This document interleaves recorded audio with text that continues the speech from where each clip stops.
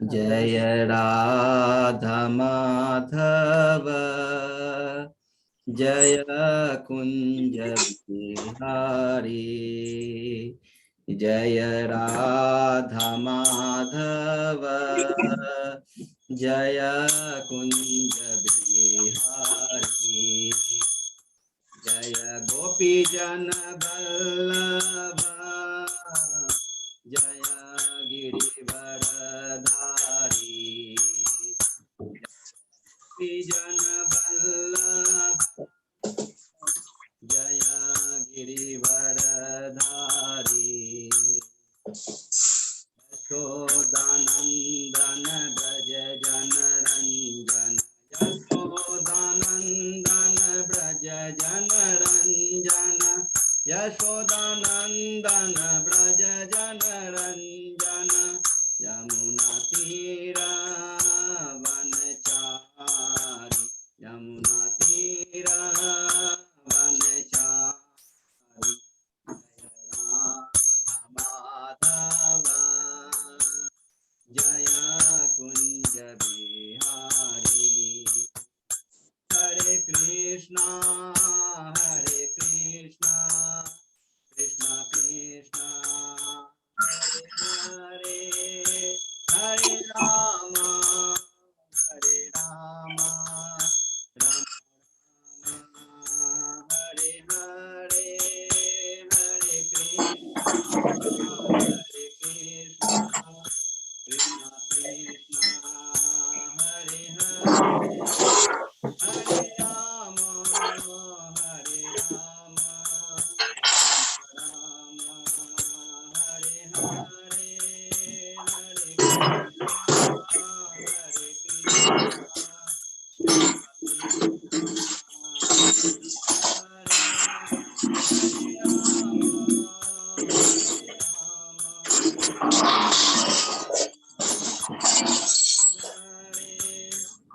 गोविंद बोलो हरि गोपाल बोलो गोविंद बोलो हरि गोपाल बोलो राधा रमन हरि गोविंद बोलो राधा रमन हरि गोविंद बोलो। जय राधा दामोदर राधा दामोदर राधे। जय राधा गोपीनाथ राधा गोपीनाथ राधे। जय राधा मदन मोहन राधा मोहन राधे। जय राधा कुंज बिहारी राधा कुंज बिहारी राधे। जय राधा गोविंद राधा गोविंद राधे। जय राधा माधव राधा माधव राधे। जय राधा केशव राधा केशव राधे। जय राधा मधुसूदन राधा मधुसूदन राधे। जय राधा रस बिहारी राधा रस बिहारी राधे। जय जगन्नाथाय जय जगन्नाथाय जय बलदेवा जय सुभद्रा। जय गौरानिताय गौरानिताय गौरानिताय जय गौरानिताय।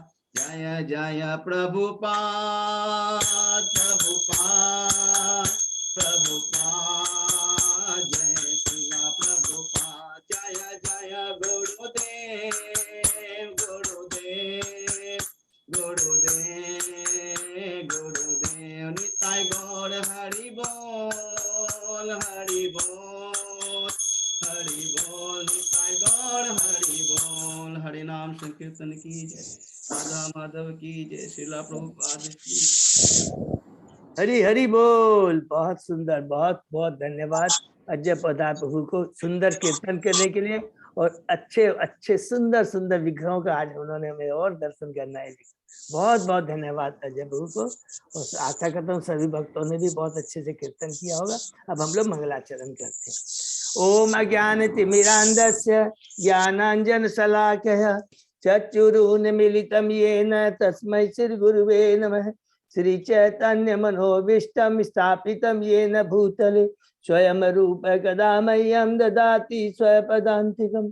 वन्देऽहं श्रीगुरु श्रीयुतपथकमलं श्रीगुरु वैष्णवांशच श्रीरूपं साग्रजातं सहगना रघुनाथं वितं तं सजीवं स्वाद्वैतं सावभूतं परिजं सहितं कृष्ण चैतन्य देवं श्री राधा कृष्ण पादान सहगना ललिता श्री विशाखा वितांत च नम ओम विष्णु पादाय कृष्ण प्रेष्ठाय भूतले श्रीमते भक्ति वेदांत स्वामिन इति नामने।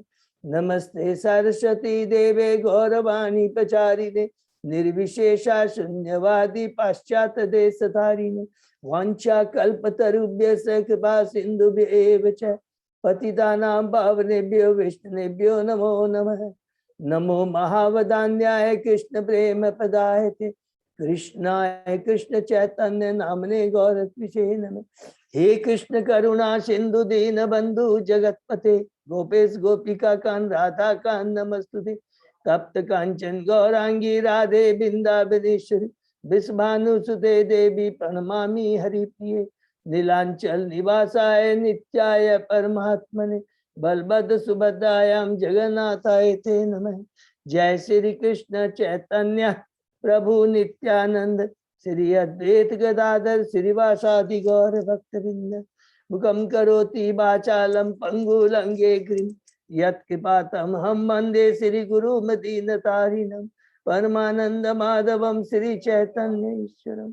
हरे कृष्ण कृष्ण कृष्ण हरे हरे हरे राम राम राम हरे हरे। श्री श्री मंगलाचरण की जय, शिला प्रभुपाद की जय। हरे कृष्णा।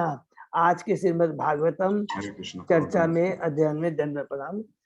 चर्चा में कथा में सभी भक्तों का हार्दिक स्वागत है। मैं सभी भक्तों के चरणों में अपना दंडवत प्रणाम करता हूँ। हम बहुत ही भाग्यशाली हैं।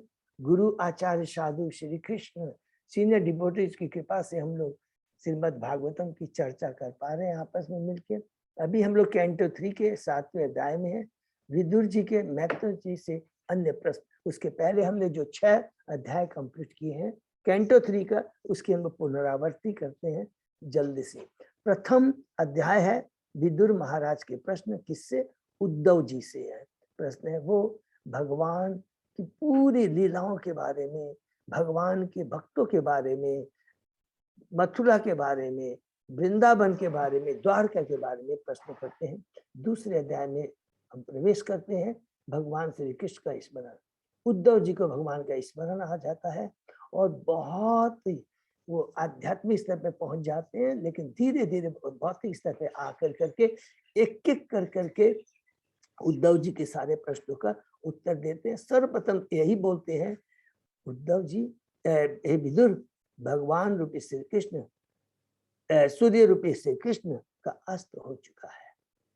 और फिर धीरे धीरे जितनी भी भगवान की लीलाएं हुई थी, दूसरे अध्याय के अंदर वृंदावन के अंदर सारी लीलाओं का वर्णन करते हैं। और उसके बाद में अध्याय 3 में प्रवेश करते हैं, जिसमें वृंदावन के बाहर की लीलाओं का वर्णन करते हैं। कंस के वध से लेकर करके पूरा भगवान ने किस प्रकार युधिष्ठिर अर्जुन को कुरुक्षेत्र के युद्ध के बारे में बताया, किस प्रकार युद्ध भगवान ने अर्जुन के माध्यम से कुरुक्षेत्र का युद्ध जीता और अर्जुन को श्रेय प्रदान किया। युधिष्ठिर महाराज को राजगद्दी पे बैठाया। युधिष्ठिर महाराज 30 अश्वमेध यज्ञ किए और लास्ट में उन्होंने अपनी पूरी लीला समेट दी। यदुवंशियों को इस धरा से पलायन करवा करके, बहुत सुंदर लीला है जिसमें एक बहुत दिव्य ज्ञान है कि हमें वैष्णव और ब्राह्मणों का सम्मान करना चाहिए, उनके प्रति उनके चरणों में कोई अपराध न होना चाहिए। उसके बाद में हम लोग चौथे अध्याय में प्रवेश करते हैं कि भगवान विदुर जी का मैत्रेय मुनि के पास में जाना। ये उसके अंदर में हम पढ़ते हैं कि किस प्रकार भगवान श्री कृष्ण अपनी लीला समाप्त कर करके सरस्वती नदी के पास आ जाते हैं। वहां पर उद्धव जी भी आते हैं और मैत्रेय मुनि भी आ जाते हैं और भगवान श्री कृष्ण बहुत प्रसन्न हो जाते हैं। तो शुद्ध भक्त उद्धव को देख कर करके उसकी प्रशंसा करते हैं, उसे याद दिलाते हैं कि तुमने पिछले जन्म में मेरी संगति की इच्छा प्रकट की थी, उसी का फल है। मैं भूला नहीं हूं, मैं भूला तुमने। जो मेरा भक्त मेरे से जो भी यातना इच्छा व्यक्त करता है, मैं उसकी पूरी करता हूँ। खाली करना क्या, हृदय से करना है। हृदय से भगवान को समर्पण कर भगवान से हम प्रार्थना करेंगे तो भगवान हमारी सारी प्रार्थनाओं को सुनेंगे। कोई भी प्रार्थना हो सबको सुनेंगे वो, और फल देंगे। कौन सा फल? जो हमारे लिए उपयुक्त हो। ऐसे माँ से बच्चा तो बहुत कुछ मांगता है, लेकिन माँ उतना ही देती है जितना उसके लिए कल्याणकारी हो। उसी प्रकार भगवान खुश हो जाते हैं और कहते हैं, मैंने ब्रह्मा जी को 36 श्लोकी भागवतम सुनाई, अर्जुन को मैं भगवत गीता का उपदेश दिया, वो मैं तुम्हें भी दूंगा। इससे ऊंचा उद्देश्य जो कि मैंने अर्जुन को भी नहीं दिया था, भगवान कहते हैं और तुम्हें बद्रिकाश्रम जाना चाहिए। और बद्रिकाश्रम जाकर करके वहां के जो ऋषि मुनि हैं जिनको मैं कृपा नहीं प्रदान कर सका, तुम्हें जाकर कर जो ये कमी पूरी है उसको पूरी करना है। इस प्रकार उद्धव जी विदुर जी को बता कर करके वो भगवान के विरह में बड़े पागल हो जाते हैं।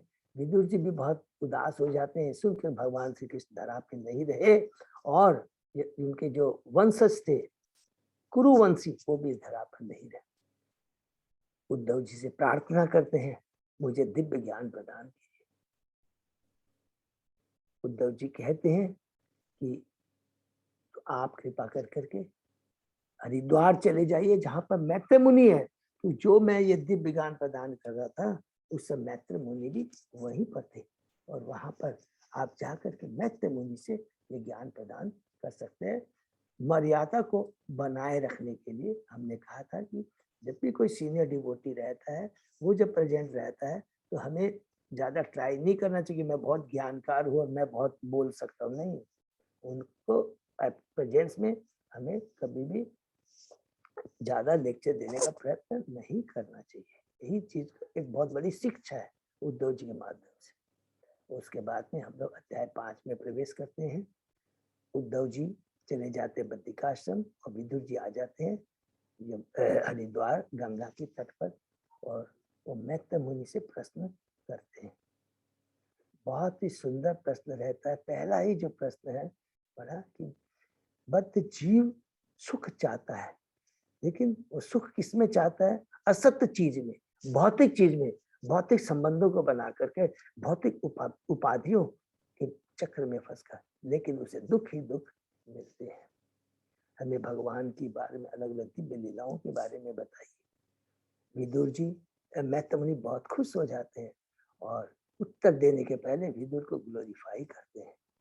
विदुर को ग्लोरीफाई करते हैं कि अरे विदुर जी, आप भगवान के शुद्ध भक्त हैं। और आप कौन हैं? आप व्यास देव के पुत्र हैं। व्यास देव के पराशर मुनि के पुत्र हैं। और अच्छा बात में याद आ गया, ये उसी समय कहा था कि मैत्र मुनि और व्यास देव मुनि समकालीन है। हरि बोल। इसका मतलब क्या हो गया? पराशर मुनि मैत्र मुनि के गुरु है पराशर मुनि, पराशर मुनि के गुरु है यस। याद रखेंगे, थोड़ा भी कहीं कंफ्यूजन गलती हो जाए क्योंकि हमने पढ़ा था 4थे अध्याय में, ठीक है ना। और उसके बाद में कहते हैं आप तो स्वयं कौन है? यमराज है।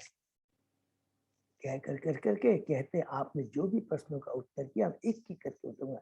सबसे पहला उन्होंने इम्पोर्टेंट प्रश्न किया कि भगवान किस प्रकार सृष्टि पालन संहार करते हैं उसके बारे में, और ये सृष्टि क्यों करते हैं उसके लिए पहले हमें बताते हैं। और यही कि सृष्टि जो भगवान करते हैं बद्ध जीवों को इस भौतिक जगत से उभारने के लिए, वो अपने को अंधकार में रख कर करके भौतिक जगत को भोगना चाहता है। लेकिन भगवान तो मालूम है मेरा बच्चा जिद कर रहा है, तो इसलिए और उसके लिए सारी व्यवस्था करते हैं कि मेरा बद्ध जिद कर रहा है, मुझे भौतिक जगत में सारी उसकी व्यवस्था करनी है और कोई नहीं कर सकता। क्यों?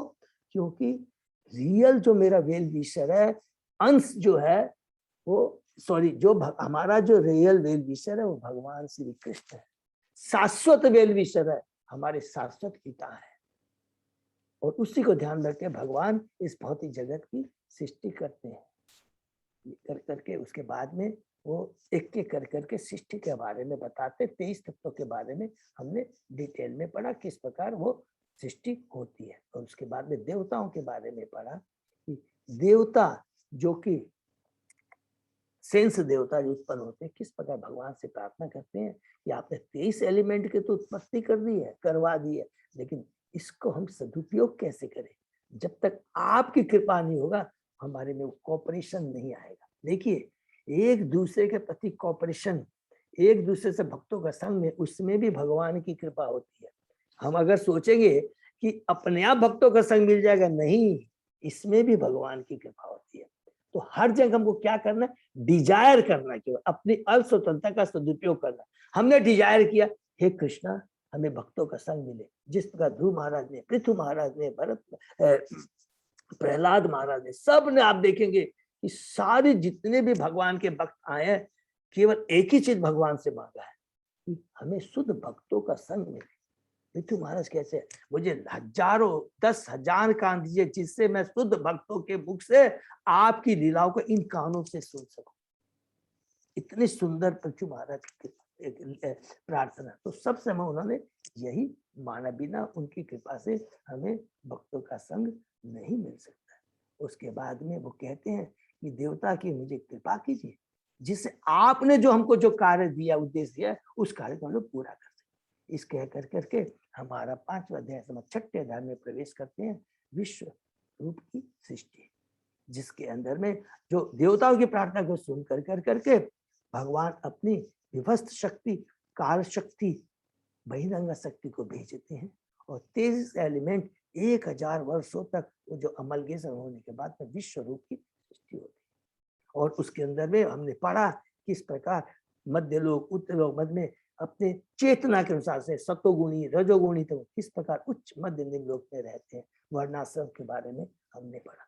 और उसके बाद में आकर कर करके यहाँ पर मैत्रेय मुनि पूरा कंप्लीट करते हैं सृष्टि के बारे में, सर्ग के बारे में। सर्ग का मतलब सबको समझ गया, प्राइमरी क्रिएशन, माने जो रियल इंग्रेडिएंट्स की दरकार होती है, सारी शक्ति की दरकार होती है, सारा अरेंजमेंट भगवान श्री कृष्ण अपने कार्योदक्षाई विष्णु और गर्भोदक्षाई विष्णु के माध्यम से करते हैं। उसके बाद का कार्य पूरी सृष्टि को फिलअप करने का काम ब्रह्मा जी करते हैं। इसलिए ब्रह्मा जी की सृष्टि को सेकेंडरी सृष्टि, विसर्ग बोलते हैं। ये सब लोग याद है। तो यहाँ पर मैत्रेय मुनि खत्म करने के बाद भगवान को ग्लोरीफाई करते हैं, कहते हैं कि भगवान के विराट रूप के दिव्य काल कर्म तथा शक्ति को भला कौन माप सकता है, या उसका अनुमान लगा सकता है। मेरे में वो योग्यता नहीं है, फिर भी जो कुछ मैंने भगवान से सुना है, ये मेरा कर्तव्य बनता है, उसका मैं स्मरण कीर्तन स्मरण करूं, नहीं तो मेरी वाणी अपवित्र हो जाएगी। नहीं तो हम लोग क्या करेंगे, जब तक हम भगवान के नाम गुण रूप का स्मरण कीर्तन नहीं करते हैं, तो ये वाणी, ये माया इतनी प्रबल है, हमें प्रजल्प में लगा दी, जो हमें बार बार इस भौतिक जगत में था। और कहते हैं कि जीवन की सर्वसिद्धि एक ही चीज में है, केवल भगवान के नाम गुण का स्मरण कीर्तन स्मरण करने में होता है। जहां तक भगवान के जानने की बात है, ब्रह्मा तक 1000 वर्षों तक परिपक्व ध्यान के बाद भी केवल इतना ही जान पाए कि भगवान की महिमा अचिंत्य है। भगवान एक बहुत बड़े जादूगर है, और भगवान के अंदर में जो शक्ति निहित है, वो आत्मा राम है, वो स्वयं भी नहीं जानते हैं कि वो कितने महान है। इसलिए जीवन का एकमात्र लक्ष्य है कि विवेक पूर्वक उन्हें भगवान की भक्ति करना चाहिए। ये सुंदर एक मैत्रेय मुनि विदुर जी को देकर के सर्ग समाप्त करते हैं। हम 7वें अध्याय में प्रवेश करते हैं। विदुर जी की अन्य प्रश्न, जिसके अंदर में प्रथम और दूसरा हमने पढ़ा 2 प्रश्न है, ईश्वर तत्व और जीव तत्व। ये बहुत इंपॉर्टेंट है। ईश्वर तत्व में पहला प्रश्न करते हैं कि चूंकि भगवान पूर्ण आध्यात्मिक है और अविकारी है, तो फिर वे प्रकृति के भौतिक गुणों तथा उनके कार्यकलापों से कैसे संबंधित है। दूसरा प्रश्न करते हैं कि जीव तो भगवान का नित्य दास है, वो भी सच्चिदानंद है, तो वो किस प्रकार इस माया के बंध जाता है। और फिर बोलते हैं इतना ही नहीं, जो जीव परमात्मा उसके पिता हमेशा उसके साथ में रहते हैं, उसके बावजूद भी वो बन जाता है। इन दोनों के प्रश्न का उत्तर बहुत सुंदर ढंग से मेहता जी एक एक करके देते हैं। पहला कहते हैं कि भगवान कभी भी 3 गुणों के प्रभाव में नहीं आते हैं, बहिरंगा शक्ति के प्रभाव में नहीं आते। भगवान शक्तिमान है, भौतिक प्रकृति जीव ये भगवान की शक्ति, एक अपरा प्रकृति है, एक परा प्रकृति है। और शक्तियां कभी भी शक्तिमान को अपने बस में वशीभूत में नहीं कर सकती। तो एग्जाम्पल हम लोगों ने सुंदर सुंदर पढ़े। एक पहला राजा, जो राजा होता है भौतिक जगत की को क्रिएट करता है, लेकिन जब राजा जेल के अंदर जाता तो इसका मतलब वो भी कैदी हो गया, ऐसा नहीं है। वो जब इच्छा है जेल में जा सकता है, निकल सकता है। कैदी तो हम बद्ध जीव। ये सूर्य का एग्जाम्पल हमने पढ़ा था। सूर्य है तो बादल, हिमपात, अंधकार उसी से निकलते हैं, लेकिन इसका मतलब नहीं कि बादल, हिमपात और अंधकार सूर्य को बस में कर सके। अग्नि का हमने एग्जाम्पल दिया कि अग्नि है, भगवान तो अग्नि के समान है, और ये पतंगा है वो उनकी शक्ति है। और सुंदर सुंदर एग्जाम देकर कहा कि दुर्भाग्यवश जीव के संग ये प्रॉब्लम है कि वो जब भगवान का संग छोड़ कर करके स्वतंत्र रूप से अपने को भोगना चाहता है, उस दिन से लिखा था, उस दिन से उसका दुर्भाग्य तक कष्ट आरंभ हो जाते हैं। बहुत इंपॉर्टेंट चीज कहा था। जब जीव अपना ज्ञान खो देता है और अविद्या के चक्कर में आ जाता है, वो सोचता है कि वह ईश्वर है, उसी समय वो उसके कष्ट आरंभ हो जाते हैं। फिर कहते हैं जीव के बारे में, कहते हैं कि जीव, तुमने कहा कि बंध जाता है, जीव एक्चुअल में बंधता नहीं है, लेकिन वो बंधता हुआ प्रतीत होता है। तो अब प्रश्न उठ सकता है कि हम अपने को बद्ध जीव क्यों बोलते हैं? इसलिए बद्ध जीव बोलते हैं कि हम बंधते नहीं है, लेकिन अपने को समझते कि मैं संसार का भोक्ता हूं। ये सपना देखता है। इसका मतलब क्या हुआ कि I am the creator, owner, proprietor. याद रखेंगे, हमने पढ़ा था ये सपने के समान, वो भोग नहीं सकता है। भुक्तारम जगत सबलोक सर्वलोक महेश, कृष्ण ही एकमात्र भोक्ता है। हम सोचते हैं, भोगने का प्रयत्न करते हैं, लेकिन दुख ही दुख पाते हैं। यही प्रश्न विदुर जी ने कहा था, प्रश्न किया था, याद है ना, 5वें अध्याय का पहले जो भी हमने पढ़ा, जीव सुखी होना चाहता है लेकिन दुख ही दुख भोगता है। वही चीज कहते हैं, वो सपने के समान है। जिस प्रकार सपने में वो देखता कि मेरा गला काट दिया गया, अरे यदि उसका गला काट दिया जाएगा तो देख कैसे पाएगा अपने को? क्योंकि सपना है, इसलिए वो देख पा रहा है कि मेरा गला कट रहा है, खून निकल रहा है। लेकिन जैसे वो जागता है, देखता अरे मैं तो एकदम सुरक्षित हूं। उसी प्रकार जब अंधकार से प्रकाश में आते हैं तो हम लोग सुखी हो जाते हैं। सारे जो सपने में देख रहे जो कष्ट है, इसीलिए याद रखेंगे कि ये काल केवल सपना है, जीव वास्तव में बंधता नहीं है। तो ये अब प्रवृत्ति हमारे में कैसी आती है, सपना देखने की प्रवृत्ति, इसको कैसे काटा जाए कि हम सपने में नहीं रहे, हम वास्तविकता में जगे रहे? ये कैसे हो सकता है? इसका उत्तर फिर मैत्रेय मुनि विदुर जी को देते हैं, भगवान की भक्ति के द्वारा। केवल भक्ति के द्वारा आत्म जीव अपने को शाश्वत सुख प्रदान कर सकता है। जब इंद्रिया भगवान की सेवा में लग जाती है तो सारे कष्ट उसी तरह पूर्णतः दूर हो जाते हैं, जिस तरह गहरी नींद के बाद सारी उनकी चिंताएं दूर हो जाए। संपूर्ण भौतिक जगत इंद्रिय तृप्ति के लिए, इंद्रिया ही भौतिक कर्मों की माध्यम होती है और वे आत्मा में कंपन दुख पैदा करती है। इंद्रिया, देखिए क्या लिखा था कल हमने, इंद्रिया जो स्वभाव से दिव्य है, पदार्थ द्वारा कलुषित होने में उनके कार्य दूषित हो जाते हैं। इंद्रियों के कार्यों को हम रोक नहीं सकते, ये इंपॉर्टेंट पॉइंट हमने पढ़ा। इंद्रियों के कार्यों को हम नहीं रोक सकते, बल्कि भौतिक तृप्ति के लिए उनका दुरुपयोग न करके भगवान की सेवा में लगाकर उनका सदुपयोग कर सकते हैं। उदाहरण अम्बरीश महाराज का बहुत सुंदर, जैसे इंदिरा माता जी ने बताया था। जब भगवान श्री कृष्ण के दिव्य नाम रूप आदि के कीर्तन तथा श्रवण मात्र से सारे कष्ट दूर हो जाते। 14 श्लोक में हमने पढ़ा था कि क्या केवल भगवान के नाम गुण रूप लीलाओं का श्रवण कीर्तन करने मात्र से हम सपने से उभर आते हैं और सारे कष्ट दूर हो जाते हैं। सारे कष्ट दूर होने का मतलब है, एक एक यदि नीचे में कोई भी हमसे पूछे तो सारे कष्ट करने का मतलब ये हुआ कि कष्ट तो आते रहेंगे, बरसात तो होती रहेगी, लेकिन भगवान के नाम रूपी छाता को हम टान लेंगे तो बरसात से हम लोग नहीं भीगेंगे। कष्ट आएंगे लेकिन कष्ट का अनुभव नहीं होगा, कष्ट को सहने की शक्ति आ जाएगी, ये इसका मतलब है। और जब इतना करने से, केवल हरि नाम रूप गुणों का श्रवण कीर्तन करने से इतना लाभ होता है, तो फिर कहते हैं तब उन लोगों के विषय में क्या कहा जाए जिन्होंने भगवान के चरण कुलों की धूल की सुगंध की सेवा करने के लिए आकर्षण प्राप्त कर लिया। हरि बोल। तो यहाँ पर प्रभुपाद जी कहते हैं कि इंद्रियों को बस में करने के लिए 2 विधियां हैं, ज्ञान मार्ग और भक्ति मार्ग।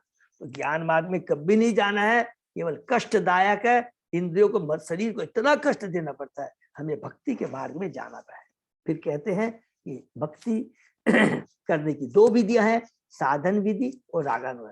हम जो लोग साधन भक्ति कर रहे हैं, याद रखेंगे साधन भक्ति हम जब करते रहते हैं, साधन भक्ति के अभ्यास से कहते हैं तो मनुष्य धीरे धीरे रागानुग भक्ति का अपने आप पहुंच जाता है और कुछ करने की दरकार नहीं।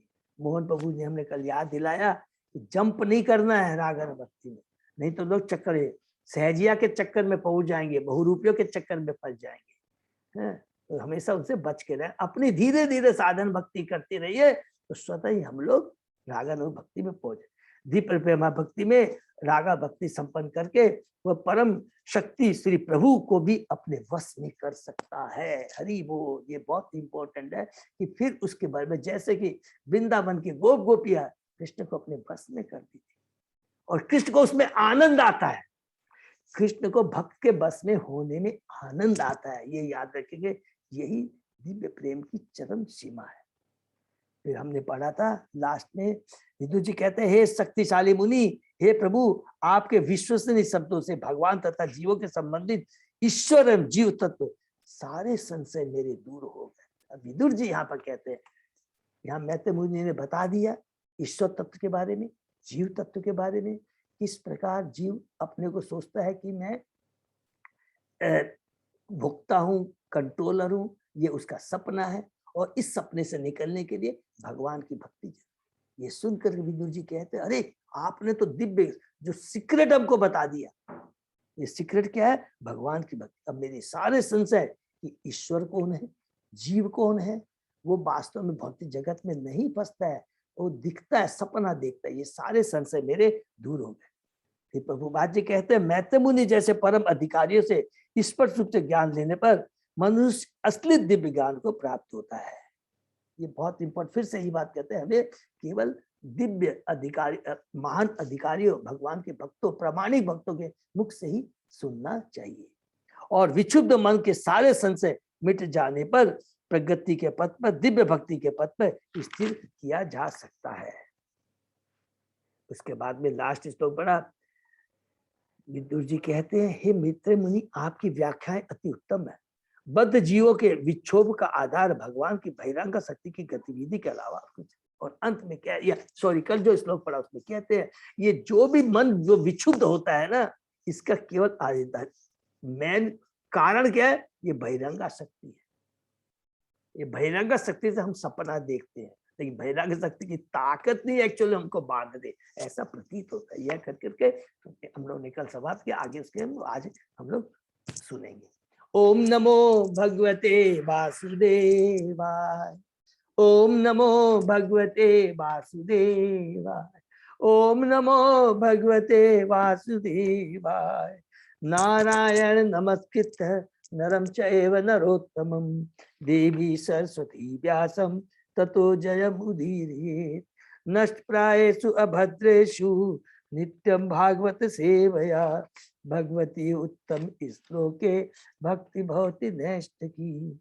आराधयो भगवान ब्रजेश तनय ततदाम वृंदावनम रमया काचित उपासना व्रजवधु वर्गेण्य कल्पिता श्रीमद् भागवतम प्रमाणम अमलम प्रेमा पुमर्तो महान श्री चैतन्य महाप्रभो मतम अनम तत् आदरो न पर। हरे कृष्णा कृष्ण कृष्णा हरे हरे हरे राम राम राम हरे हरे। अध्याय 7 17 नंबर से श्लोक नंबर 17 से हम लोग शुरू करते हैं। यच मूढ़तमो लोके यश्च बुद्धे परम गतः तो उभो सुखम एधेते क्लिश्यन्ति अंतरितः जन। हरि बोल। निष्कृष्टम मूर्ख तथा बुद्धि के परे रहने वाले दोनों ही सुख भोगते हैं, जबकि उनके बीच के पुरुष भौतिक क्लेश पाते हैं। बहुत इंपॉर्टेंट है। देखिए, जो तमोगुणी में रहते हैं और जो परमहंस रहते हैं, बोलते हैं वो दोनों ही सुख भोगते हैं। जो तमोगुणी होता है वो इतना नीचे लेवल माने, पर वो सोचता है मैं बहुत सुखी, और जो परमहंस सोचते हैं वो वास्तव में सुखी होते हैं, क्योंकि वो 3 गुणों से ऊपर होते हैं। लेकिन जो बीच में जो होते हैं, जो रजोगुणी होते हैं, वही वास्तव में कलेश पाते, दुख भोगते। ये बोलना यहाँ चाह रहे, तात्पर्य हम लोग पढ़ते हैं। निष्कृष्टम मूर्ख भौतिक कलेशों को नहीं समझते, वे हंसी खुशी के साथ अपना जीवन बिताते हैं और जीवन के कलेशों के विषय में जिज्ञासा नहीं करते। माने गृह मेदी पशु के बराबर है। ऐसे लोग लगभग पशुओं के स्तर पर होते हैं, जो भौतिक कलों से अवगत नहीं रहते। यद्यपि श्रेष्ठ जनों की नजरों में वे सदैव दुखी रहते हैं, लेकिन जो भगवान का भक्त हो जाए, जिनको ज्ञान है, जो प्रकाश में अंधकार में नहीं है, वो जानते हैं कि उनके ये वास्तव में सुख नहीं भोग रहे हैं, दुख भोग रहे हैं, क्योंकि इनको मालूम नहीं है सामने वो अपना खुद गड्ढा खोद रहे हैं।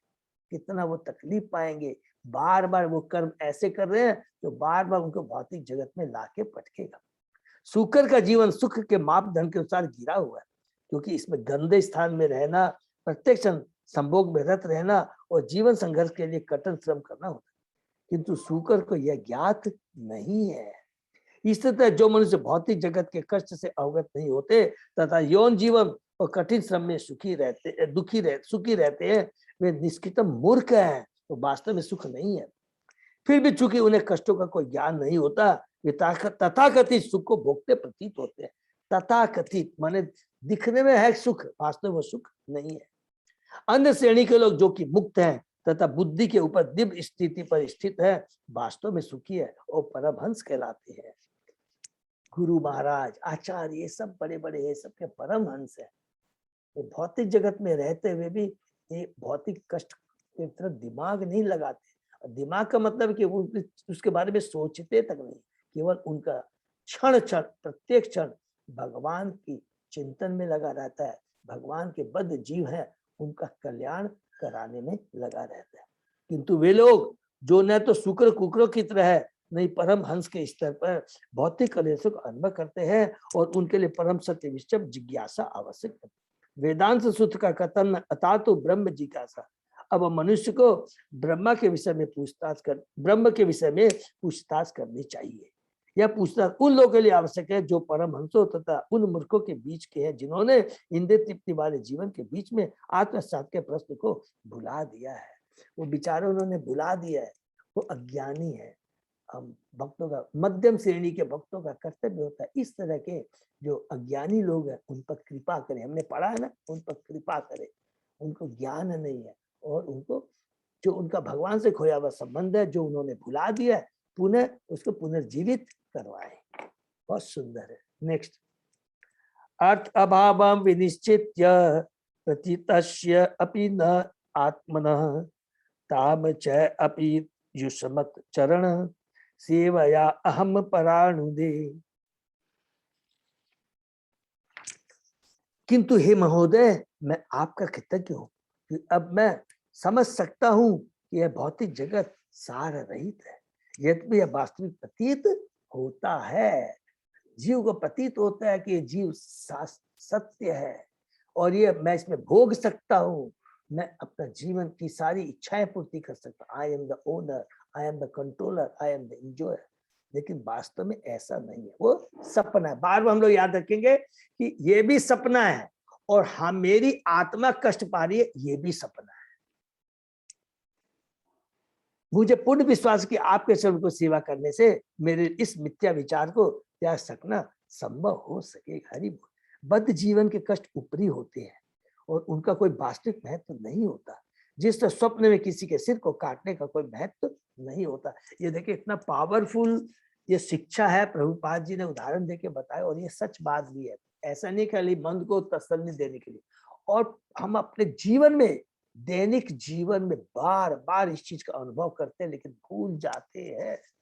केवल एक ही एग्जाम्पल याद रखेगा, कई जगह अभी भी प्रभुपाद देंगे, मैंने आचार्य सुना है कि कोई चीज के प्रति हमारी जब आसक्ति होती है तो उसमें यदि खोदना है, पाना है, तब हमको वास्तव में कष्ट का अनुभव होता है।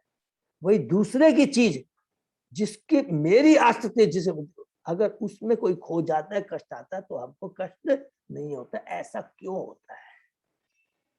इससे समझ में आ जाएगा कि केवल आसक्ति के कारण हमको लगता है हम हरे कृष्णा प्रभु जी, आपने गाड़ी का एग्जाम्पल कई बार दिया इस जगह में। यस माता जी, ये एकदम याद रखेगा तो पूरा समझ में आ जाएगा हम लोग कि एक्चुअल में कष्ट नहीं है। इसलिए हमने पढ़ा था, हमारी मन से पहचान, शरीर से पहचान, आदि देवी आदि बहुत अध्यात्मिक, ये केवल सपना देखना है। एकदम एकदम क्रिस्टल क्लीन प्रभुपाद जी ने भगवान श्री कृष्ण गीता में एकदम हम लोग को क्रिस्टल क्लीन कर दिया। ठीक है ना? तो जितना हम भक्ति करते जाएंगे उतनी आसक्ति कम होती चले जाएगी, उतना दुख कम होता चला। सो कॉल्ड दुख, एक्चुअल दुख नहीं है, इसको बोलेंगे सो लगता है दुख है, लेकिन एक्चुअल में नहीं है। यद्यपि यह कथन सिद्धांत रूप से अति सत्य है, फिर भी सामान्य व्यक्ति आध्यात्मिक पथ के नौसिक के लिए इसकी अनुभूति कर पाना अति कठिन। हम जैसे इनके लिए इस बात को समझना बहुत कठिन है, लेकिन आसान है जब भक्ति धीरे धीरे करते रहेंगे। ये सच बात है, क्योंकि ये प्रभुपाद जी कह रहे हैं, भगवान के शक्त्याधीश अवतार है वो। कोई देखिए, दो चीज हमेशा याद रखेंगे, भक्ति में कभी भी गुरु फॉल्स एश्योरेंस नहीं देता, ये याद रखें। गुरु के जो सत्य होते हैं वो परम सत्य होते हैं। परम सत्य का मतलब वो भगवान की वाणी होती है, और भगवान माँ कभी अपने बेटे को फॉल्स नहीं बात कहती, जो सच है वही बात कहती है। इसलिए हमको मानना है और उसके अनुसार हम अपना जीवन यापन करेंगे। किसी का कोई धीरे धीरे, कोई का थोड़ा ज्यादा समय लग सकता है, कोई बात नहीं है, लेकिन सक्सेस जरूर होंगे हम लोग। किंतु मैत्रेय मुनि जैसे महान ब्रह्मवादी के चरणों की सेवा करने से तथा उनकी निरंतर संगति करने से मनुष्य इस मिथ्या विचार को त्याग सकता है कि आत्मा को भौतिक क्लेश भोगना पड़ता है। इसको अंडरलाइन कर लेंगे, फिर से प्रभुपाद जी ने रिपीट कर दिया, आत्मा कभी भी भौतिक क्लेश नहीं करता है। ये तो हम जब शरीर के भोग के बारे में सोचते हैं, शरीर का भोग पूरा नहीं होता है, तब हमको लगता है कि हम कष्ट पा रहे हैं। कभी नहीं। आत्मा तो सच्चिदानंद है, शुद्ध चेतना आत्मा की। ये तो भौतिक जगत में आकर करके वो अपने को बंधा हुआ महसूस करता है। ठीक है। यत सेवया भगवत कुतस्ते मधुभिषः रतिराशो भवेत तीव्र पादयो व्यसन अर्दन। गुरु के चरणों की सेवा करने से मनुष्य उन भगवान की सेवा में दिव्य भाव उत्पन्न करने में समर्थ होता है, जो मधु असुर के कुतस्थ शत्रु है। मधु, जिसका मधु नामक असुर का जो भगवान कृष्ण ने वध किया था, इसलिए उनका नाम मधुसूदन पड़ा। और जिनकी सेवा से मनुष्य के भौतिक कलेश दूर हो जाए। यहाँ पर यहाँ करके देखिए कितना इंपॉर्टेंट बात कह रहे हैं मैत्रेय जी। सेवा भाव के बारे में बताते हैं। देखिए, गुरु के चरणों की सेवा का मनुष्य उन भगवान की सेवा में दिव्य भाव उत्पन्न करने में समर्थ होता है। ज्ञान से नहीं, ज्ञान से हम लोग स्कॉलर बन सकते हैं, सेवा भाव बहुत जरूरी है। ज्ञान विज्ञान में परिणत होता है सेवा करने से। रियलाइजेशन होता है जो हमने पढ़ा है वो सेवा करने से। हमारी चेतना में हमारा परिवर्तन होता है, ट्रांसफॉर्मेशन होता है सेवा भाव से। केवल ज्ञान में रह जाएंगे, नॉलेज में, तो खाली स्कॉलर बनेंगे, भक्त नहीं बन पाएंगे। बिना भक्त बने भगवान की भक्ति नहीं प्राप्त सकती, और बिना भक्ति के भगवान की कृपा प्राप्त नहीं हो सकती, और बिना भगवान की कृपा के हम इस भौतिक जगत से कष्टों से मुक्ति नहीं पा सकते। एकदम इम्पोर्टेंट बात। मैत्रेय मुनि जैसे प्रामाणिक गुरु की संगति भगवान की प्रत्यक्ष सेवा के लिए दिव्य आसक्ति प्राप्त करने में परम सहायक हो सकती है। सेवा भाव से दिव्य आसक्ति प्राप्त करने में परम आवश्यक। भगवान मधु असुर के शत्रु हैं, अर्थात दूसरे शब्द में अपने शुद्ध भक्तों के कष्टों के शत्रु हैं। इस श्लोक में रति रास शब्द महत्वपूर्ण। भगवान की सेवा विभिन्न दिव्य रसों शांत वीर शक्य वासव माधुर्य में की जाती है। भगवान की दिव्य सेवा के मुक्त पद को प्राप्त जीव उपरित रसों में से किसी एक रस के प्रति आकृष्ट होता है, और जब यह भगवान की दिव्य भक्ति में लग जाता है तो भौतिक जगत से उसकी अनुरक्ति स्वतः समाप्त हो जाती है। आसक्ति स्वतः ही खत्म हो जाती है, अलग से कोई प्रयास करने की दरकार नहीं। जैसा कि भगवत गीता में कहा गया है, विषया विनिवर्तन्ते रस। हमने पढ़ा, कल भी पढ़ा, बहुत इंपॉर्टेंट श्लोक है। एक बार अच्छा सा स्वाद, अच्छा उच्च कोटि का स्वाद लग जाता है तो पुराना वो जो भौतिक स्वाद हमें उसमें आनंद नहीं आता है। अभी तो हमारी सुअर की प्रवृत्ति है, जिसको विष्टा ही पसंद है। कि जैसे भगवान की भक्ति करते हैं तो हम भगवान का भोग लगा के प्रसाद ग्रहण करते हैं, भगवान के नाम गुण श्रवण कीर्तन करते हैं, उस समय में क्या बोलते हैं, शूद्र के हाथ का खाना इससे पसंद नहीं आएगा। जब तक भगवान को भोग नहीं लगाएंगे तब तक वो खाना हमें पसंद नहीं आएगा। नेचुरली ऑटोमेटिक हमारी चेतना में परिवर्तन आ जाएगा। ठीक है। नेक्स्ट, दुरापाही अल्प तपसा सेवा वैकुंठ वतर्मशु यत्र उपगीयते नित्यम देव देव जनार्दन। हरि बोल। जिन लोगों की तपस्या न्यून है वे उन शुद्ध भक्तों की सेवा नहीं कर पाते जो भगवत धाम यानी वैकुंठ के मार्ग पर अग्रसर हो रहे होते हैं। शुद्ध भक्त 100% उन भगवान की महिमा के गायन में लगे रहते हैं जो देवताओं के स्वामी तथा समस्त जीवों के नियंता। हरि बोल। माने भगवान श्री कृष्ण वो जनार्दन जो देवताओं के भी स्वामी है और समस्त जीवों के भी नियंता है। अभी देवताओं ने हम प्रार्थना सुनी है हम लोगों ने। जैसा कि समस्त अधिकारियों ने संतुति की है, मुक्ति का मार्ग महात्मा जनों की सेवा करना है। जहां तक भगवत गीता का संबंध है, महात्मा जन वे शुद्ध भक्त हैं जो ईश्वर के धाम वैकुंठ के मार्ग पर चलते हैं और जो सुख लाभ रहित दर्शन की बातें न करके, सुख लाभ रहित माने ज्ञानों की जैसे वो दार्शनिक चिंतक होते हैं, उस बातें न करके भगवान की महिमा का सदैव कीर्तन तथा स्मरण करते हैं। संगति की यह प्रणाली सनातन से संतुष्ट होती आई, किंतु इस कलह तथा दिखावे के युग में श्री चैतन्य महाप्रभु द्वारा इसकी विशेष रूप से संतुष्टि की गई है। ये बात तो सनातन है, सच है कि भक्तों का संग करना चाहिए, लेकिन इस कलयुग में दिखावे के युग में लोग भूल गए, इसलिए चैतन्य महाप्रभु ने इस चीज को हमें याद दिलाया है। संकीर्तन के लिए चैतन्य महाप्रभु सदैव अपने पार्षदों के संग रह के संकीर्तन करते थे। अनुकूल तपस्या की निधि न होने पर भी यदि कोई व्यक्ति उन महात्माओं की शरण में जाता है तो भगवान के महिमाओं के श्रवण और कीर्तन में लगे रहते हैं तो वह भगवत धाम वापस जाने के पथ पर अवश्य प्रगति कर सकता है। हरि बोल। हमारी माने कोई भी अनुकूल परिस्थिति न हो, हमने जो बार बार डिस्कस किया, कभी भी हमें ये नहीं सोचना चाहिए, ये बहुत इंपॉर्टेंट पॉइंट है कि माया फट से हमको बोली, अरे यार मैं तो इतना बिजी हूँ, सुबह से शाम इतना बिजी हूँ, कहाँ से 16 माल करूंगा, कैसे मैं भागवतम सुनूंगा, कैसे मैं भक्तों को। प्लीज हम लोगों को एक दूसरे के भक्त, जिस भी ऐसी सिचुएशन आती है तुरंत उनकी क्लेरिफाई करना नहीं, ये तो छोड़ना ही नहीं है, ये तो फर्स्ट प्रायोरिटी है।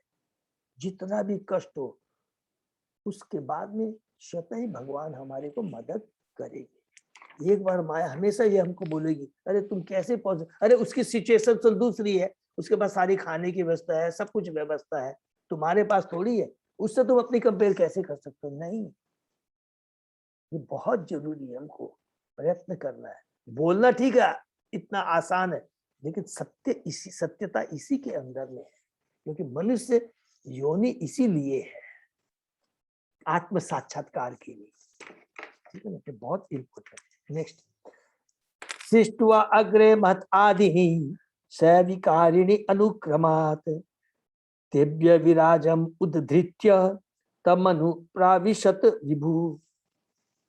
संपूर्ण भौतिक शक्ति अर्थात महत्व की सृष्टि कर लेने के बाद तथा इंद्रियों और इंद्रिय विषयों समेत विराट रूप को प्रकट कर लेने पर परमेश्वर उसके भीतर प्रविष्ट हो गए। तो फिर याद दिला रहे जो चीज हम लोग ने अगले डिस्कस किया कि कारणोदक्षाय विष्णु और उसके बाद में गर्भोदक्षाय विष्णु। मैत्रेय मुनि के उत्तरों से पूरी तरह तुष्ट होकर विदुर भगवान के सृजन कार्य के शेष अंशों को भी समझना चाह रहे थे, जिसका संकेत पिछली कथाओं से उन्होंने प्राप्त किया था। भगवान के सृजन कार्य के शेष अंशों को भी समझना चाह रहे थे, जिसका संकेत पिछली कथा में उन्होंने प्राप्त किया था। दैट इज पुरुषावतार के बारे में। यम आहु आद्यम पुरुषम सहस्र अंग्री उरु बाहुकम यत्र विश्व इमे लोका सविकाशम ते आशते। कारणोदक्षाय में शयन करता हुआ पुरुषावतार भौतिक सृष्टि में आदि पुरुष कहलाता है और उनके विराट रूप में जिसमें सारे लोग तथा उनके निवासी रहते हैं, कई कई हजार हाथ पांव दिखते हैं। विराट रूप की इस पूरी भौतिक जगत से पूरा है। हमने पढ़ा था ना, भगवान विराट रूप किसको दिखाया था? भगवान ने अर्जुन को दिखाया था, जिसमें अर्जुन करोड़ों लोगों को देखते हैं, करोड़ों हाथ पांव वालों को देखते हैं, सब कुछ है।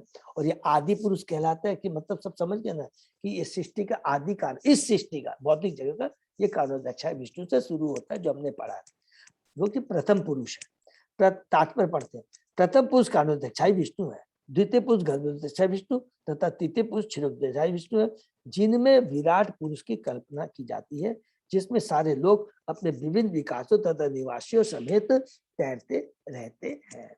तो मुझे पूरा आशा हम लोग को सबको कारणोदक्षाय विष्णु, गर्भोदक्षाय विष्णु और छिद्रवस्त्र में क्लियर हो गया। गर्भोदक्षाय विष्णु एक है, गर्भोदक्षाय विष्णु जितने भी विराट, जितने भी ब्रह्मांड है उसमें अलग अलग गर्भोदक्षाय विष्णु है, और क्षीरोदक्षाय विष्णु एक एक अणु के अंदर में है, ठीक है ना।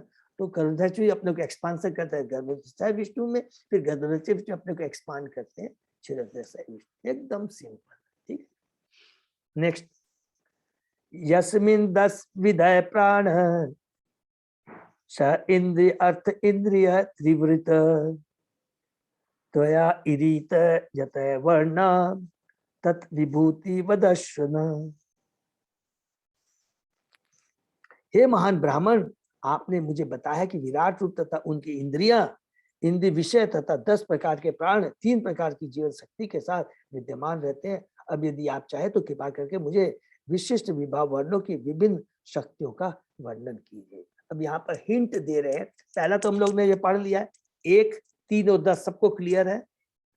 अभी इसी हम लोगों ने 6वें अध्याय में पढ़ा था ना, मोस्टली 7वें श्लोक में, कि जब पूरा भगवान अपनी विभ्रत शक्ति भेजते हैं, काल शक्ति भेजते हैं, तो विराट रूपी तैयार होता है। और भगवान की जो समग्र, जो पूरा चेतना है, एक चेतना, 10 प्राण और 3 आत्म पहचान। आत्म पहचान मीन्स मन से, शरीर से और देविक माने जो भगवान आदि देवी, उसी के बारे में यहाँ पर, ठीक है। अब उसके आगे का वर्णन करने के लिए यहाँ पर बोल रहे हैं कौन? विदुर जी मैत्रेय मुनि को। अब प्रश्न ही करते जाएंगे, हम लोग उसको पढ़ते जा रहे हैं। यत्र पुत्रे च पौत्रे च न त्रिभि सह गोत्रजे प्रजा विचित्र आकृत्य आश्चर्याभि इदम ततम। हे प्रभु, मेरे विचार से पुत्रों, पौत्रों तथा परिजनों के रूप में प्रकट शक्ति बल सारे ब्रह्मांड में विभिन्न रूपों तथा योनियों में फैल गई है। क्लियर इंडिकेट आ रहा है ब्रह्मा जी अपने प्रजापति दक्ष मनु के माध्यम से किस प्रकार पोत सृष्टि को करेंगे, इसके बारे में, माने विसर्ग के बारे में क्या बोला जा रहा है। माने विदुर जी पूछ रहे मैत्रेय मुनि से, प्रजापति ताम से पति चक्रिपे कान प्रजातीन सर्गान च एव अनुसर्गान च मनून मनवंतर अधिपान। हे विद्वान ब्राह्मण, कृपा करके बताएं कि किस तरह समस्त देवताओं के मुखिया प्रजापति यानी ब्रह्मा ने विभिन्न युगों के अध्यक्ष विभिन्न मनुओं को स्थापित करने का निश्चय किया। कृपा करके मनुओं का भी वर्णन करे तथा उन मनुओं की संतानों का भी वर्णन करे। वो यहाँ क्लियर हो गया कि अब विसर्ग के बारे में पूछ रहे हैं। कारणोदक्षाय विष्णु, गर्भोदक्षाय विष्णु के बाद के ना अब यहाँ पर विसर्ग के बारे में ब्रह्मा जी का तो पूरा यहाँ से लेकर करके कैंटो पूरा ये 3 माने अध्याय 7 से लेकर के पूरा कैंटो 4 और कैंटो 5 का हाफ तक विसर्ग के बारे में वर्णन। तो सोचिए कितनी भगवान ये कितना इंपॉर्टेंट है। लेकिन ये विसर्ग का कार्य कब हुआ है? जब भगवान ने सर्ग का काम पूरा कर दिया है। नहीं तो ब्रह्मा जी की ताकत, ब्रह्मा जी ने बार बार अपनी प्रार्थना में कहा है, देवताओं ने बार बार अपनी प्रार्थना में कहा है, जब तक आपकी कृपा नहीं होगी, बिना आपकी इच्छा के, बिना आप हमें नॉलेज देंगे, बिना हमारे शक्ति दिए बिना, जब तक आप हमें नॉलेज नहीं देंगे, शक्ति नहीं देंगे, योग्यता नहीं देंगे, तब तक हम आगे का कार्य नहीं कर सकते हैं। ये याद रखेंगे। मानव जाति या मनुष्य सर मनुओं से उत्पन्न हुई, जो प्रजापति ब्रह्मा के पुत्र तथा पौत्र है। मनु की संतानें समस्त विभिन्न लोगों में निवास करती है और संपूर्ण ब्रह्मांड पर शासन करती है। नेक्स्ट, उपरि अद च लोका भूमे मित्र आत्मज आशति तेषां संसतां प्रमाणम च भूलोकस्य च वर्णय। हे मित्रा के पुत्र, कृपा करके इस बात का वर्णन करें कि किस तरह पृथ्वी के ऊपर के तथा उसके नीचे के लोक स्थित है और उनकी तथा पृथ्वी लोकों की माप का भी उल्लेख करें। यस्मिन् विज्ञाते स्वयमेवं विज्ञातम भवति। यह वैदिक स्त्रोत बलपूर्वक घोषित करता है कि भगवान का भक्त भगवान से संबंधित समस्त भौतिक तथा आध्यात्मिक वस्तुओं को जानता है। इसको अंडरलाइन कर लेंगे कि भगवान का जो भक्त, कितनी पावरफुल बात यहाँ लिख रहे हैं कि सारी चीजों के बारे में जानता। उससे बड़ा ज्ञानी, हम जो बोलते हैं ना भगवान का बस सबसे बड़ा ज्ञानी होता है, ये सच बात है। ये आज हम पढ़ने के बाद में आप किसी भी बड़े बड़े साइंटिस्ट से, कितने बड़े बड़े गणितज्ञ से, दार्शनिक से पूछ लीजिए, वो कुछ नहीं बता पाएगा। भक्तगण केवल भावुक ही नहीं होते, जैसा कि कुछ अल्पों की भ्रांत धारणा है। उनका निर्देशन व्यावहारिक होता है। वे हर विद्यमान वस्तु को जानते हैं तथा विभिन्न सृष्टियों में भगवान के आधिपत्य को स्वीकार करते हैं। उन्होंने इस शास्त्रों से हम पढ़ते हैं, पढ़ कर करके हमको समझ में आता है भगवान कितने महान है और इसकी संतुति, इसको एक्सेप्ट करते हैं। देवता, बड़े बड़े देवता सब लोग एक्सेप्ट करते हैं। इसका मतलब भक्त परम ज्ञानी होता है, यहाँ पर प्रूफ हो गया है। जो कि बड़े बड़े गणितज्ञों को, अर्थशास्त्रियों को, दार्शनिकों को नहीं होता है। ये चीज का याद रखिए। तिर्यक मानुष देवानाम सरीप श्रीप पततत्रिणाम वदन सर्ग संव्यूहम गार्भ श्वेत द्विज उद विधाम। कृपा जीवों का विभिन्न विभागों के अंतर्गत यथा मानवेतर मानव भ्रूण से उत्पन्न, पसीने से उत्पन्न, द्विज पक्षी तथा पौधे शाखों का भी वर्णन करें। ये बहुत इंपॉर्टेंट, हमने गीता में भी पढ़ा है ना, किस प्रकार उत्पत्ति होती है जीवों की है। भ्रूण से, पसीने से, द्विजन्म तथा पौधे शाखों का भी वर्णन। कृपा उनकी पीढ़ियों तथा उप विभागों का भी वर्णन करे। पूरा विसर्ग के बारे में यह प्रश्न पूछा जा रहा है। नेक्स्ट, गुण अवतारे विश्वस्य सर्ग स्थिति अपयय आश्रयम् सृजत श्रीनिवासस्य व्याचच्व उदार विक्रमम। कृपया प्रकृति के गुणावतारों, हरि बोल, ब्रह्मा विष्णु तथा महेश्वर का भी वर्णन करे। कृपया भगवान के अवतार तथा उनके उदार कार्यकलापों का भी वर्णन करे।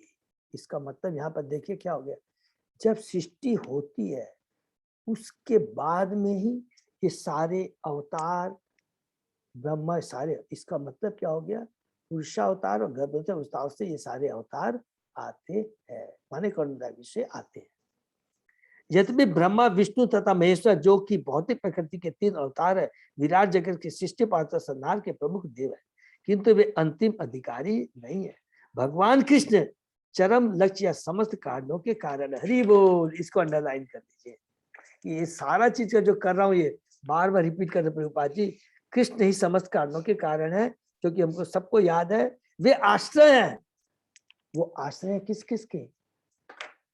भगवान श्री कृष्ण। हमने बार बार पढ़ा है, फिर भी रिपीट करते हैं। भगवान श्री कृष्ण का एक्सपांस है बलराम जी से प्रथम चतुर्भी है, मूल संकर्षण वासुदेव प्रद्युम्न अनिरुद्ध, उससे फिर नारायण से महासंकर्षण वासुदेव प्रद्युम्न अनिरुद्ध, फिर उन महासंकर्षण से प्रथम पुरुषावतार मैंने कारोदक्षा कृष्ण। वही चीज यहाँ बताते हैं, ये सारा उनका आश्रय केवल भगवान श्री कृष्ण है, अर्थात समस्त वस्तुओं के अंतिम विश्राम श्री कृष्ण है। नेक्स्ट, वर्ण आश्रम विभागा नाम च रूपशील स्वभावतः ऋषि नाम जन्म कर्माणि वेदस्य च विकर्षणम। हे महर्षि, कृपा मानव समाज के वर्णों तथा आश्रमों का वर्णन उनके लक्षणों, स्वभाव तथा मानसिक संतुलन एवं इंद्रिय नियंत्रण के स्वरूपों के रूप में करे। कृपा महर्षियों के जन्म तथा वेदों के कोटि विभाजनों का भी वर्णन करे। हरि बोल। महर्षियों के जन्म तथा वेदों के कोटि विभाजनों का भी वर्णन करे। मानव समाज के 4 वर्ण तथा 4 आश्रम, ब्राह्मण, क्षत्रिय, वैश्य, शूद्र एवं ब्रह्मचारी, गृहस्थ, वानप्रस्थ तथा सन्यासी, ये सभी गुण, शिक्षा, संस्कृति तथा मन एवं इंद्रियों पर संयम बरतने से उपलब्ध आध्यात्मिक प्रवृत्तियां है। इसको बहुत इंपॉर्टेंट चीज यहाँ पर लिखा है। इसको प्लीज सब लोग नोट करेंगे, एक एक चीज में प्रभुपाद जी ने बहुत चीज बताया। ये समस्त विभाग प्रत्येक व्यक्ति के विशिष्ट स्वभाव पर आधारित है, जन्म के सिद्धांत पर नहीं। पहला चीज, इस श्लोक में जन्म का उल्लेख नहीं हुआ है, क्योंकि जन्म निरर्थक है, बेकार है। इतिहास में विदुर शूद्राणी माता से उत्पन्न होने के लिए प्रसिद्ध है, फिर भी योग्यता के अनुसार वे ब्राह्मण से भी बढ़कर है। विदुर महाराज, हरि बोल। क्योंकि वे यहाँ पर महर्षि मैत्रेय के शिष्य के रूप में दिखते हैं। जब तक कोई कम से कम ब्राह्मण योग्यता प्राप्त न कर ले, तब तक वह वैदिक स्त्रोतों को नहीं समझ सकता। महाभारत भी वेदों का एक विभाग है, किंतु यह स्त्री और शुद्धों तथा अर्थात उच्च वर्ग की अयोग्य संतानों के लिए। समाज का अल्पज्ञ वर्ग केवल महाभारत का अध्ययन करके वैदिक विद्या का लाभ उठा सकता है। हरि बोल। यहाँ पर देखिए क्या बोल रहा है, बहुत ध्यान से सुनेंगे कि जो शास्त्र है, जो भागवतम है, महाभारत है, इस भौतिक जगत में कैसे रहा जाए उसके बारे में भी बताता है, और इस भौतिक जगत से कैसे निकला जाए उसके बारे में भी बताता है। भौतिक जगत में कैसे रहा जाए उसके लिए सभ्य समाज की जरूरी है, उसके लिए महाभारत है कि वर्णाश्रम, ब्राह्मण, क्षत्रिय, वैश्य, शूद्र, किस प्रकार का, कौन राजा होना चाहिए, कौन क्षत्रिय होना चाहिए, कौन वैश्य, कौन शूद्र, एक प्रॉपर सभ्यता जब बन जाएगी तभी इस भौतिक जगत में रह पाएंगे, तभी इसको मनुष्य का समाज बोल पाएंगे। इसीलिए शास्त्र, वेद, महाभारत की दरकार है। लेकिन that is not the end. अब जब सभ्य समाज बन जाता है, उसके बाद में इस भौतिक जगत से कैसे निकला जाए, वो सभ्य समाज अगर मनुष्य प्रवृत्ति बन, तभी हम लोग भगवान के बारे में सोच सकते हैं। अगर हमारी प्रवृत्ति मनुष्य प्रवृत्ति के, जो अभी हमने पढ़ा, जो निम्न कोटि के लोग हैं, जिनको केवल जो कि गृह मेदी होते हैं, भगवान के बारे में उनको मतलब ही नहीं है, तो जब वेदों के बारे में नहीं पढ़ेंगे, तुम पहले भौतिक जगत से निकलने की बात छोड़ दो, भौतिक जगत में कैसे रहा जाए, तुम अगर अपने को मनुष्य कहने के लायक हो तो वैसा कार्य करना पड़ेगा। इतनी बड़ी बात है कि शास्त्र हमारे कितने महान है। इसीलिए वेद, पुराण, महाभारत इसीलिए है अल्प बुद्धि वालों के लिए, जो बोलते हैं नहीं नहीं खाना पीना बहुत यही जीवन का लक्ष्य, अरे वो तो पशु भी करता है। इसलिए पहले वेद बताते हैं कि कैसे सभ्य इस भौतिक जगत में रहते हुए कैसे जीना चाहिए। जब वो हम समझ जाएंगे तो स्वतः हम सतोगुणी लेवल पर पहुंच जाएंगे, तब बोलेंगे कि हाँ अब भगवान कौन है, अब भौतिक जगत से निकलना कैसे है। तो बहुत सुंदर है ये। तो शायद हम लोग यही विराम देते हैं, तो अभी विदुर महाराज जी के प्रश्न बहुत अच्छे अच्छे यहाँ पर विदुर जी प्रश्न करेंगे और फिर मैत्र मुनि उनका उत्तर देंगे, ठीक है ना। हरे कृष्ण। किसी का कोई प्रश्न? तो ये हरे कृष्णा प्रभु जी। हाँ यहाँ माता पर जी। ना श्लोक 28 में जो तात्पर्य है, वहां पर नीचे में लास्ट लाइन में तात्पर्य में वे आश्रय अर्थात समस्त वस्तुओं के अंतिम विश्राम है। हाँ, इसका क्या मतलब है प्रभु जी? अंतिम विश्राम का मतलब है कि जो कुछ भी है, जो कुछ भी है वो कृष्ण ही है। अगर कुछ भी आप सोच लीजिए, सपोज कीजिए आप किसी चीज के बारे में पूछना चाहते हैं, ये चीज कहाँ से आई, तो उसका आपको पूरा शास्त्र स्टडी करेंगे तो आप क्या पाएंगे? कृष्ण ही अंतिम आश्रय, माने सो कुछ है वो कृष्ण से ही आया है, कृष्ण तो से जैसे सोर्स पढ़े हैं अपने प्रभु जी, तो ये अंतिम विश्राम कैसे लिखा है इसमें? अंतिम विश्राम का मतलब हुआ कि कृष्ण ही सब कुछ है, इसको ऐसे पढ़िए, कृष्ण ही सब कुछ है, माने इसके बाद कुछ नहीं है। ओके, मतलब स्टार्टिंग वही, अंत भी उनसे ही, और उन सब कुछ अल्टीमेट गोल प्रभु जी, अल्टीमेट गोल। दो चीज करेंगे, अल्टीमेट गोल। इसमें ऐसे बोलेंगे माता जी, जो कुछ भी है श्री कृष्ण से है, जो कुछ भी हमको दिखता है श्री कृष्ण है, क्या है, और जो कुछ भी शक्ति है, यदि हमारे ज्ञान बुद्धि है, वो श्री कृष्ण है, सब कुछ है। और भौतिक जगत से छुटकारा पाना, जो कुछ भी जब भगवान के गंतव्य को प्राप्त करना है, वो भी कृष्ण ही है, अर्थात कृष्ण के माध्यम से ही हो सकता है, दूसरा कोई नहीं कर सकता है। आप किसी का भी अभी एग्जाम्पल, आज हमने जो कुछ भी पढ़ा, अभी हमने देखे पुरुषावतार में पढ़ा, पृथ्वी, अग्नि, जल, वायु, आकाश, ये हुए, उसे के चलते ये सारी सृष्टि बनी। आप कोई भी चीज का नाम ले लीजिए, हाइड्रोजन, ऑक्सीजन, एनी चीज देख लीजिए, फर्नीचर कुछ भी बना है, उसका असली सोर्स है भगवान श्री कृष्ण। कोई भी चीज, हमारी जो चेतना है, जितने भी कुछ करें, हमने पढ़ा है 10 सेंस देवता बने हैं, उन्हीं से हमारा मुख, कान, स्मृति सब कुछ आती है, पढ़ा ना हमने। जो कुछ भी है सब कुछ कृष्ण है, कृष्ण के बिना कृष्ण के क्या है, कुछ भी नहीं है, किसी चीज का अस्तित्व नहीं है, अर्थात वही परम आश्रय है, ठीक है।